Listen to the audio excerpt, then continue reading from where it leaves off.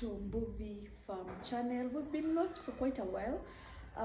We've been busy with farming, trying to get water for our next crops, and therefore I've not been able to do a video for you guys. But we are back. Between now and December, we are back to the channel, and today I just want to start slowly with a very clear video, with an easy video. And this is about 10 habits. So we just need to learn 10 habits. What are those habits that you need to keep focused on as a farmer, for you to enjoy farming, for you to ensure that it's farming is fun, the passion is there? What are these 10 habits that we are going to keep as farmers, and also to be successful, for your farm to run smoothly on a day-to-day basis? So thank you so much. Welcome to the channel. If you've not subscribed, please do so. Subscribe to our channel, and also put the notification bell on so that you can be able to be notified when we get our new videos. And let me start off.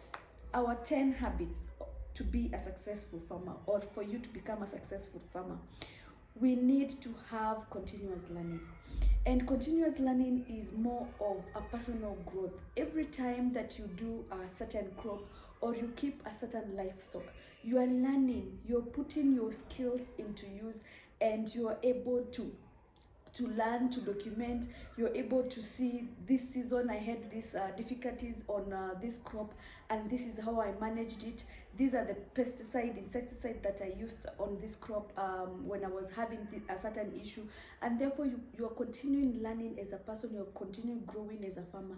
And this learning also is, you visit other farmers, you go to workshops, you research on Google, on YouTube, on Facebook, on all the platforms that we have. You research and ensure that you are up to date with your continuous learning. So the first one is a continuous learning as a farmer. Know the kind of variety crops that you're able to plant in your area. Know the seasons that are there in your area. When are the dry seasons? When are the rain seasons? When do you expect to take good use of those seasons? When do we have long rains? When do we have short rains? And in the same time, what are the breeds that can do well? What crops can do well in your farm? So continuous learning is our very first habit, and it's for you to be a successful farmer. Then the other habit is planning and organization. This is where you plan accordingly. From January to December, just the same way as you can plan for your work, or when you're working somewhere, you can plan for your activities and all that. As a farmer, we need to be able to plan. What are your short-term goals? What are your long-term goals? Where are you between January and December? What crops are you going to grow? How are you going to grow as a farmer? How is that farm of yours? And how are you able to make sure that the farm is going well? And this is whereby you're able to track your plans. You're able to look at your long-term and your short-term goals. You're able to know what crops you're going to plant next season. You're able to even to do good crop rotation, and all that is about planning and organization. The other habit, that is habit number 3 that we're going to talk about today, is about effective time management. What is your routine as a farmer? When you wake up in the morning, what routines do you do until the end of the day? And also, what help are you going to have as a farmer to ensure that you keep your time well?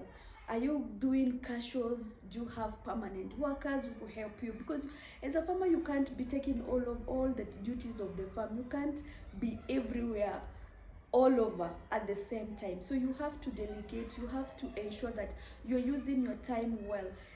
As a professional, as a manager, as the owner of the farm, surely your day-to-day life will not be weeding. It will not be planting. Yes, you can oversee the planting, but you are not the one doing the planting. Of course, I know that sometimes when we are starting off farming, we do almost everything by ourselves, but as you grow, as the farm grows, as the activities grow, you'll need to know what the correct use of your time and what you can delegate to some other people. Number 4, which I am very passionate about, and you'll see me doing very many videos about this in the coming weeks, is about financial discipline. I've realized that as farmers, we do not have the discipline to keep budgets. We are not even tracking our farming activities. We are not keeping receipts. We are not even keeping a budget. We do not even have a farm budget.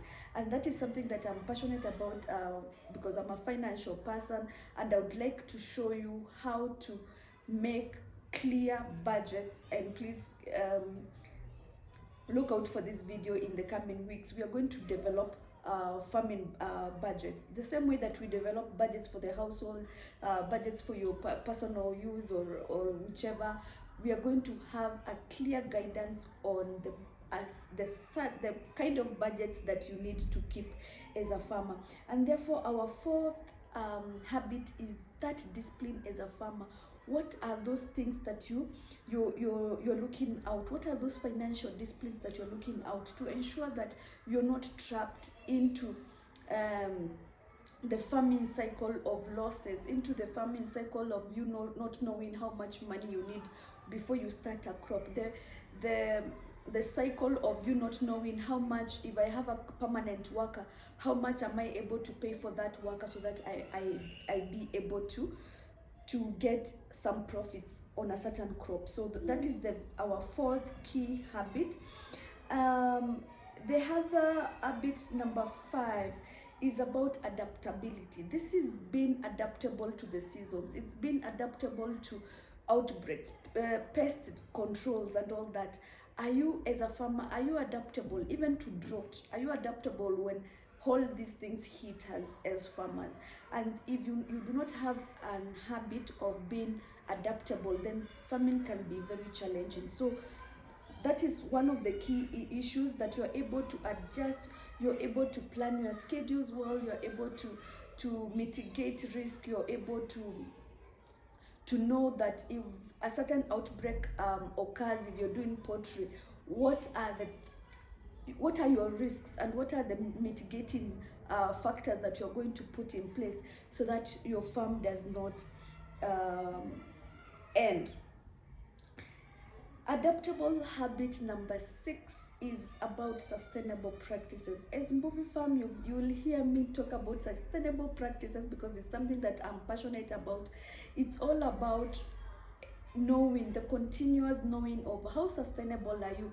If you're doing farming today, I do not want you to do farming today and then tomorrow you're not farming anymore because you've not put in place sustainable farming to ensure that the farm is a going concern. What are you doing about renewable energy? As an example, are you using diesel, which is costing you a lot of money, or are you thinking about a long-term plan of doing solar systems and all that? What are some of the equipments that you're bringing into the farm to ensure that as the world evolves, you're also evolving and you're also bringing in new technologies, new farming methods, keeping adaptable breeds and hybrids that are going to cost you less. They're adaptable to the climate and they're going to give you high qualities farm products. So those are some of the things. If you're doing beef farming or if you're doing any other kind of farming, what are some of those practices that you're putting in place to ensure that you are doing value addition? We've seen farmers do tomatoes, and in these tomatoes, when the prices go down, they are feeding their tomatoes to farm animals. When you can do a value addition on tomatoes and ensure that maybe you either crush them, you freeze them, and you can be able to sell them on a value addition to people around you. So what are those factors that as farmers we should be able to look out for, learn about sustainable practices, and ensure that we are giving value into our farming practices? Number 7 of our habit today is about networking and collaboration. This is whereby you know your surrounding, you know your markets, you know your brokers, you know you know the community around you, you know the other farmers that are with you. What are you doing to ensure that you're up to speed with your networking and your collaboration with other farmers? You are exchanging ideas, you're bringing in high quality feeds, you're ensuring that you know your agronomist, you know your suppliers. It's very sad for you to be in a situation, maybe there's a disease control somewhere, and maybe you have no network, your community, you've messed up your community, and therefore no one else can listen to you or even give you some medication when you need it. Do you know your agronomist? Do you have a mentor? Are you looking into farming programs? Are you into farming groups? Can you ask, even take a picture of your crop and ask a group to assist you? Those are some of the network things or habits that we need to have. And the most important about networking is about knowing your market. Do you know a broker somewhere who will come and pick your crops at a very good price? Because sometimes you find yourself that you've planted onions, you've planted tomatoes, and by the time you're coming to harvest those tomatoes, the price has dropped. You're being given prices that are useless, and that like maybe 20 shillings, and your cost of production was too high. So what are those things that you're doing on a day-to-day basis to ensure that you are able to have a good network as a farmer, as a person, and also the collaboration of the people around you? Number 8 is about attention to detail, and here we sometimes have an issue because sometimes we are telephone farming, you're farming from far away, and you are not having a hands-on person on that farm, and therefore sometimes the attention to detail is missed. You wake up in the morning and you find that all your crops are gone because a disease has hit your tomatoes, a disease has hit your poultry, and this thing did not come that morning. There were signs and there were symptoms, but because you were not attentive, you did not pay attention to your farm operations, and you wasted the time between treating this disease, and now it's become an outbreak, and now you're losing your crop, and therefore now your crop is all gone. And then we say that farming is not fun. We say that farming is hard. It's There are those habits that you do as a farmer. Walk around your farm, look at what are the issues around your farm. Talk to your workers well. Let them be attentive enough and tell you. And on this note, we are looking at weather patterns, we are looking at crop health. When you wake up in the morning, look at that tomato. What has changed between overnight and that morning? What are you able to do? And and when you have the right network, then you're able to call the right person to come and assist you. Habit number 9, and it's also something that I'm very passionate about, is about diversification. This is about spreading your risks. As a farmer, you should not be able to do one crop over and over. When tomatoes these seasons have failed, then the next season you put tomatoes, it has failed. The other season you put tomatoes, it has failed. You're not thinking outside the box. You do not have other projects that are running that can help you mitigate this risk of you losing money over and over several years. So the diversification is about having different projects at different times. If you're doing tomatoes, you have tomatoes at different stages, and this helps you ensure that if the price of tomato tomorrow is lower than anticipated, next month you're still doing tomatoes and the price of tomatoes has gone up, and therefore you're able to balance your cost. You're able to, if the sales are less, there's a time that you are going to achieve high sales.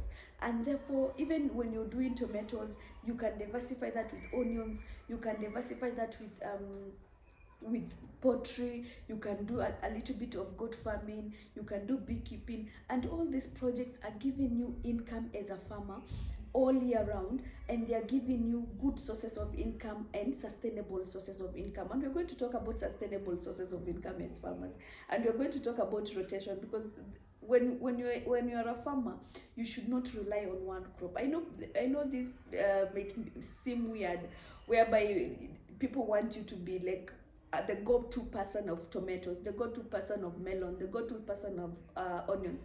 But we are going to discuss and talk about crop rotation, and also to discuss what are some of the things that you can do as a farmer to ensure that you are diversifying your income and your income streams.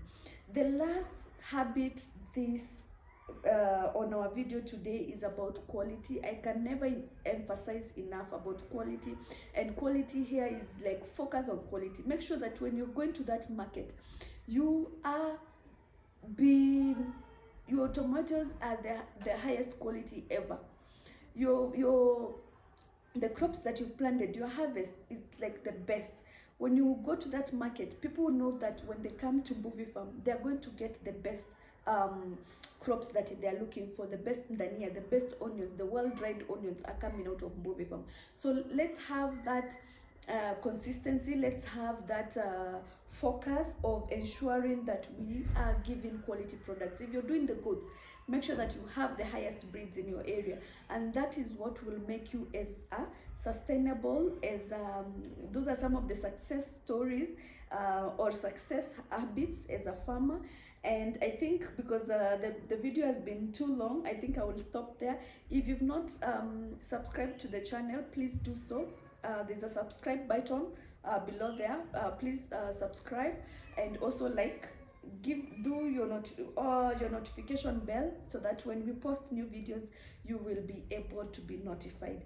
Thank you so much for visiting Mbuvi Farm today, and bye bye.